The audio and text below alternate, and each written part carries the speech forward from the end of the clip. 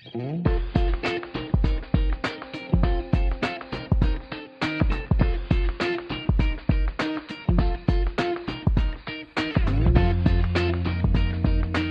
suis à mon 50e voyage en Irak. Là, je viens de rentrer. Depuis le conflit, depuis la grande offensive de Daesh à Mossoul, puis Sinjar, j'étais sur place lorsque ça s'est passé, puisque j'étais d'abord engagée dans les camps de réfugiés syriens. Et donc j'étais sur place lorsque les principales villes du nord de l'Irak ont été assiégées au départ par une poignée d'hommes. Ça a commencé à Mossoul, et ce qui s'est passé très rapidement, j'ai voulu, parce qu'au départ, effectivement, ma formation initiale, j'ai étudié la médecine chinoise en Chine, et comme j'avais fait des neurosciences auparavant en France, j'ai fait de l'anesthésie au Vietnam auprès d'un médecin de guerre qui opérait et qui traitait la douleur par acupuncture chez les amputés. Et donc j'ai fait ma formation chez lui, et c'est comme ça que j'ai commencé à être sensibilisée à la douleur des blessés de guerre. Et j'étais donc partie dans l'idée de soulager la douleur et d'arriver en renfort dans les zones, les camps où la morphine n'était pas disponible, où il y avait souvent des problèmes liés à la contrefaçon de médicaments. Et c'est comme ça que j'étais beaucoup dans les camps de réfugiés syriens, à Zaatari, au Liban, en Jordanie, au Liban, et puis en Irak. Et lorsque Daesh est arrivé, ça a été une configuration complètement nouvelle pour moi, puisque je me suis très vite rendu compte que ce que je pouvais apporter, ça représentait une infime partie des besoins. Et donc j'ai décidé de monter des cliniques mobiles dès 2014 en achetant des bus, des vieux camions qu'on transformait en petit hôpital ambulant pour aller partout où justement les victimes n'avaient pas accès aux soins, ou alors vivaient éloignées des structures médicales. Et très rapidement, j'ai appris que des femmes avaient été enlevées par Daesh et étaient l'objet de trafic sexuel. Il y avait tout un système de marchandage. Je pense que maintenant tout le monde est au courant de tout ce qui se passe. Effectivement, le film magnifique de Caroline, il faut absolument aller le voir. Je l'ai vu encore récemment. C'est très puissant parce que ça met en lumière vraiment ce qui s'est passé il y a très très peu de temps. Et voilà. Et donc, j'ai appris en 2014 que les femmes étaient enlevées parce que Daesh est arrivé au mois de juin 2014. Dès le mois d'octobre, j'apprends qu'une femme s'est échappée, et je voulais absolument la rencontrer. Et avec mes équipes sur le terrain, puisque l'acupuncture, c'était au départ. Maintenant, très vite, on a diversifié notre activité en recrutant sur place des pédiatres, des généralistes, des pharmaciens, des infirmiers. Il fallait intervenir dans d'autres secteurs que l'acupuncture et la prise en charge de la douleur. Et donc, je voulais absolument rencontrer cette première femme. J'avais entendu que, voilà, elle avait réussi à s'échapper avec un téléphone portable qu'elle avait volé à son geôlier, qu'elle avait fui Mossoul. Et donc, c'est comme ça que j'ai commencé à envisager un bus pour les femmes en Irak, pour les prendre en charge, pour les aider, puisque en fait c'était pas une femme qui s'échappait, c'était des femmes qui s'échappaient tous les jours. Et il y a eu comme ça plusieurs milliers de femmes qui ont été enlevées et qui étaient triées par catégorie d'âge, mais aussi par la couleur de leurs yeux, et celles qui n'acceptaient pas de se convertir à l'islam étaient automatiquement envoyées dans les marchés, nues, dans des cages, dans des espèces de sites ou de places publiques où les combattants venaient choisir, acheter, parfois prix d'un paquet de cigarettes, parfois le prix d'un ventilateur. Ils se les revendent entre elles aussi. Ils achètent les femmes à plusieurs. Quand ils n'ont pas les moyens d'en avoir une pour eux, ils achètent à plusieurs. On a plein de petites filles aujourd'hui dans les camps. Là, je viens de rentrer de Mossoul, pardonnez-moi mon retard, mais on a une petite fille de 9 ans, elle avait 9 ans, son vagin servait de cendrier. Et c'est pour vous donner des images sur comment ces filles étaient traitées. On a d'autres jeunes filles. On a une petite fille qui, elle a une légère trisomie, et donc personne n'en voulait parce qu'il voulait des femmes normales, entre guillemets. Et donc cette fille s'est retrouvée au-dessus du restaurant qu'il y a sur la place, euh, comment elle s'appelle cette place à Raqqa, Afna, c'est la place Jamal Afna, comme celle de Marrakech. Et il y avait un restaurant où cette fille était en haut, et elle était la petite prostituée des combattants qui rentrait fatiguée et qui avait besoin de se défouler. Donc elle avait des espèces de maquillage, de bijoux et de tenues, et elle ne pouvait rien faire d'autre qu'être là. Et elle avait, chaque soir, c'était, voilà, elle était violée des dizaines de fois. Et en fait, ce trafic sexuel qui s'est organisé, ça a été... quand j'ai appris ça, j'ai vraiment voulu voilà, m'occuper de ces femmes, faire quelque chose pour ces femmes, et évidemment aussi leurs enfants, puisqu'il y a eu très vite, parmi les femmes qui étaient libérées, beaucoup de femmes qui étaient enceintes.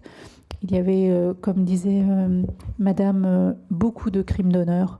La moitié des jeunes filles qui s'échappaient avaient déjà essayé plusieurs fois de se suicider. Elles étaient rejetées de leur communauté, puisque chez les Yézidis, une femme ne peut pas avoir été touchée par un non-yézidi, et en plus hors mariage, en plus porter un enfant de l'ennemi, c'est une fille qu'il fallait éliminer pour laver l'honneur de la famille. Et donc c'était vraiment un double drame pour ces femmes qui vivaient cachées dans les montagnes, loin de leur communauté, seules, après avoir vécu cet enfer dans les mains, dans les griffes de Daesh. Il fallait en plus derrière les trouver, les aider, les accompagner. Et en 2014, il y a un tribunal qui a été créé dans le nord de l'Irak, qui s'appelle le tribunal du génocide. C'est le gouvernement kurde qui a mis ça en place. Et donc, on s'est associé, enfin, ils nous ont demandé de nous associer pour qu'on puisse ensemble, à chaque fois qu'une femme était libérée, que son témoignage puisse être recueilli. Et ensuite, nous, on servait d'intermédiaire pour la prise en charge en santé mentale, la prise en charge lorsqu'il fallait réparer. Il y avait beaucoup de jeunes femmes qui avaient subi des mutilations sexuelles, qui avaient beaucoup de problèmes de santé, autres que sexuelles, bien sûr. On a beaucoup de filles qui ont ce qu'on appelle les maladies de Crohn, les maladies... certaines n'ont plus leurs règles, ou d'autres, au contraire, ont des règles permanentes. Certaines se sont provoquées des avortements avec des instruments de cuisine. Et voilà, il y avait un chantier à ce moment-là qui était gigantesque, et en même temps des femmes qui vivaient isolées, éclatées sur le territoire kurde. Il faut savoir que les distances là-bas, avec la route, les montagnes, et puis en plus, comme il y avait cette déviation, parce que Mossoul était occupé, on avait, bon voilà, il y avait quand même toute une zone où on ne pouvait pas circuler facilement. Parfois, on était à quelques kilomètres de Daesh. Et puis avec ces bus, parce que je vous parle d'un bus, mais il y en a plusieurs maintenant, l'idée, c'était d'aller au plus près d'elles, en attendant de les aider à ce qu'elles aient une place en sécurité dans un camp, parce que les camps étaient saturés. Il y a 22 camps dans le nord de l'Irak, mais ça suffit pas pour héberger les 1,5 million de yézidis qui ont fui leur terre d'origine. Et pareil pour les chrétiens, et pareil pour d'autres minorités musulmanes. Donc les camps sont vraiment saturés. Et donc nous, on servait de lien entre 3 filles qui sont dans ce village, 7 filles qui sont dans un autre. Donc on a essayé, avec le tribunal du génocide, en les identifiant et en envoyant nos équipes. On a des femmes qu'on a accompagnées, soignées tous les jours. Nadia Mourad, c'est comme ça qu'on l'a rencontrée. Aujourd'hui, on a encore sa sœur dans le camp avec ses neveux. Mais voilà, on a essayé, en référençant, en accompagnant, en en expliquant et en sensibilisant sur le sort de ces femmes, parce que vous avez totalement raison, madame, quand vous dites que c'est pas juste une question de viol, c'est aussi une question de quelle est la place des femmes dans cette société. Vous savez, dans les camps où nous travaillons, on a des quantités de femmes battues, alors qu'il n'y a plus la guerre.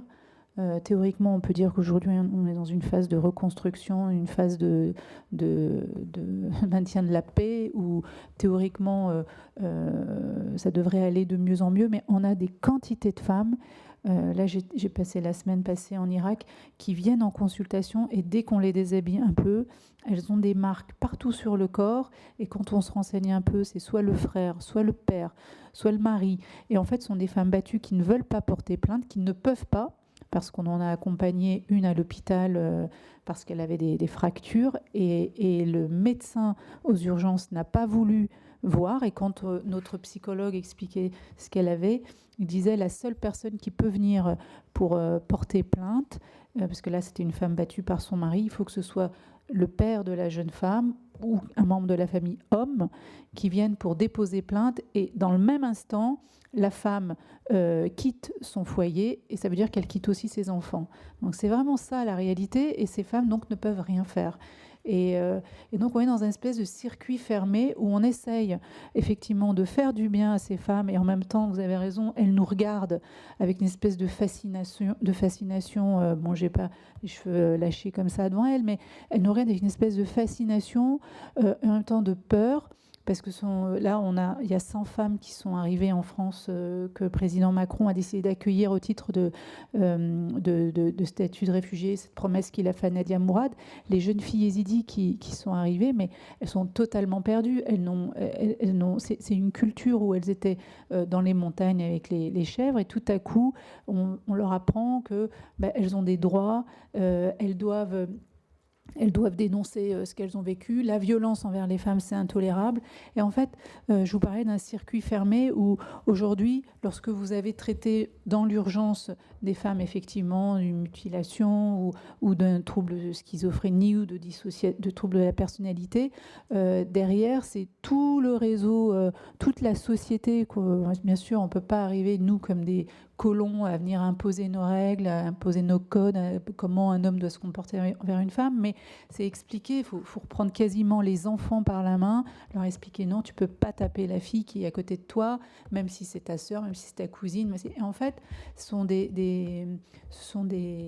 c'est tout un cheminement qui, je pense, va prendre encore beaucoup de temps, parce que là-bas, c'est un peu comme si on était, parfois, je ne dis pas ça méchamment, mais comme si on était au Moyen-Âge dans la relation. Une femme chez nous, dans nos dispensaires, ne peut pas prendre même un antibiotique si elle n'a pas la permission d'un homme de sa famille. Donc imaginez une contraception, imaginez tout ça, c'est juste impensable. Et à Mossoul, alors là comme j'ai pas beaucoup de temps, je fais comme ça un éventail large. Je vous ai parlé des femmes yézidis prises dans les trafics sexuels, les femmes victimes de violences conjugales, mais il y a aussi les femmes de Daesh.